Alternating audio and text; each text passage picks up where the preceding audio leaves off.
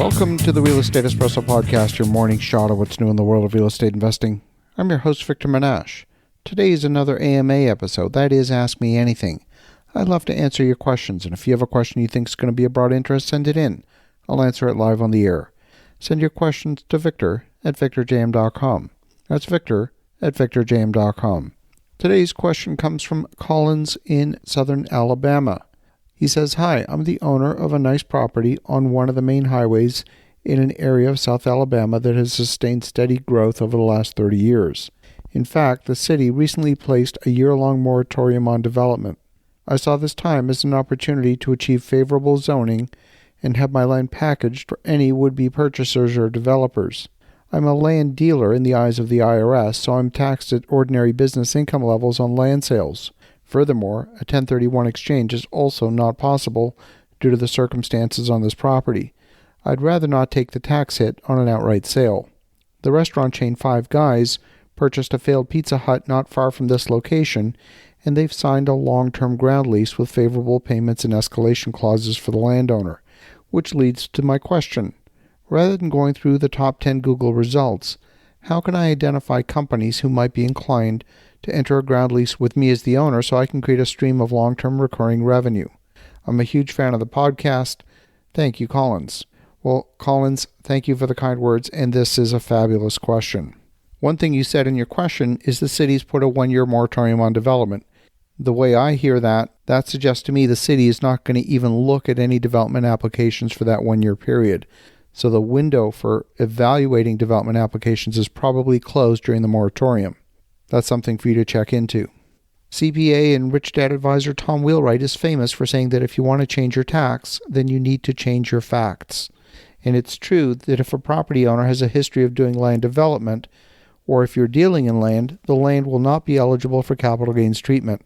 In order for land to be subject to capital gains treatment and eligible for a 1031 exchange, it must be a like-kind property and held for investment. Held for investment can be raw land, or it can also include improvements to the land. Your idea of exploring a land lease is a good one. It definitely solves the problem of being taxed at a higher marginal tax rate. As always, you need to consider the merits of being in the land business versus the commercial leasing business. As investors, we always want to bring certainty to the situation. The benefit of a sale, despite the higher tax consequences, is that the exit is clearly defined. Once you've achieved the exit, you reap the benefits of your efforts to get the property entitled. It's more common than you might think for commercial properties to be situated on a ground lease. Ground leases do complicate the financing for the tenant. This is because the ground lease payment is senior to the debt on the improvements. So if the tenant on the ground lease gets behind on their lease payments, the landowner can foreclose, and that would leave the lender in jeopardy. Many of the commercial brokers have a team that specializes in commercial ground lease opportunities. Commercial tenants often prefer a ground lease because it minimizes the cash outlay required to get the project built. The commercial brokerage house of Avison Young has a website called Net Lease Advisor. And the website has a lot of information about national brands that are interested in ground lease opportunities. The team at Marcus & Millichap also have their own website called netleaseadvisorygroup.com. I would suggest you talk with both of these groups. I would also suggest you talk with shopping center specialists who have experience with these types of arrangements. The types of businesses that are candidates for ground lease arrangements are large national brands with strong credit ratings.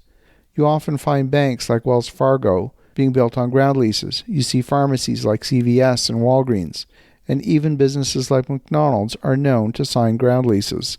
But in the case of McDonald's, a ground lease arrangement is relatively rare. The entitlement process goes beyond just the zoning, although that is an important first step. Full entitlement requires an approval of the site plan. These deals are going to be built to suit with a single tenant in mind, which means that you won't get through the entitlement until you have a complete design ready to go with that single tenant. And if it's a larger parcel, it could involve a collaboration with a shopping center developer. Another possible avenue is to build the improvements on the land yourself and to rent the buildings. For example, there might be demand in your area for multi-tenant light industrial. These are the types of buildings that have a combination of a front office space and then in the back alley a large bay warehouse space. These types of spaces are often rented by small to medium business. They might be small manufacturers, or maybe a microbrewery or a bakery. You find plumbers, landscaping companies, electricians. These types of commercial spaces are relatively inexpensive to build, and they have the advantage of being less expensive to rent than suburban office space.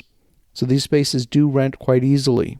You might find that simply offering land for ground lease where someone else is going to build, that could be a lengthy process with a highly uncertain timeline to revenue. You still have the benefit of carefree rent by offering a triple net lease if you build the building yourself. And if you build those improvements, you can deliver a product that's demonstrably in demand. At least you're controlling your destiny a little bit more than being dependent on your tenant to bring the design, the site plan, and the funding for the improvements, and then ultimately, eventually, hopefully, the rent. If you do want to do a ground lease, you could build the buildings, and after the buildings are built, you could sell the buildings to recover some of your investment, but then do a land bifurcation and retain the land. So by selling buildings and retaining the land, you can get into a ground lease situation. I like the way you're thinking. I think it's a good idea, but it is more difficult to put together.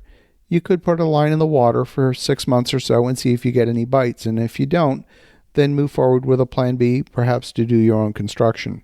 I want to thank you, Colin, for a fantastic question. And for the listeners at home, have an awesome rest of your day. Go make some great things happen.